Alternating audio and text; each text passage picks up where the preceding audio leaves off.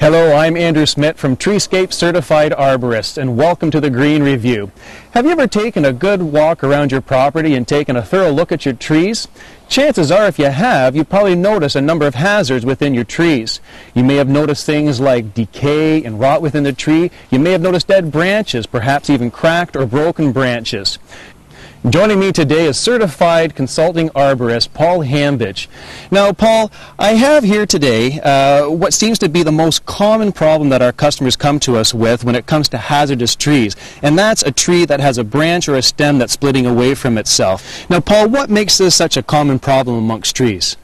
Well, fundamentally, Andrew, the main reason for it is a weak branch union. And this can be down to a number of factors. It could be down to the species, it could be down to genetic disposition, or it could be poor quality nursery stock. So what's the leading factor then, Paul, in these trees resulting in tearing away from the main tree?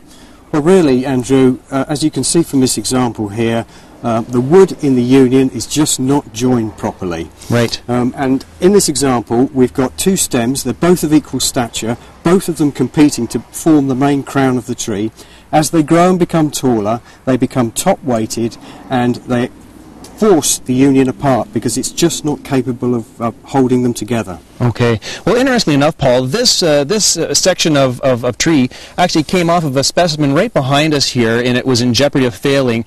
So we took some corrective measures to make sure that that wouldn't happen. Perhaps you could share with us some of the things that we could do to prevent this from happening in a mature tree. Certainly, yes. I would recommend that you get a reputable arborist to come and look at your tree, and he or she will be able to recommend a range of options to be able to retain the tree safely. That might be some pruning, or that might be some flexible support for the tree. And what kind of a flexible support would that be, such as a cable that we've actually installed in this tree? Well, Andrew, normally these days we use a flexible support, usually made of rubber and nylon, and that will support the tree, but will also allow it some flexibility as well. Very good. Now, Paul, is there anything that we can do to prevent this when the tree is a juvenile tree?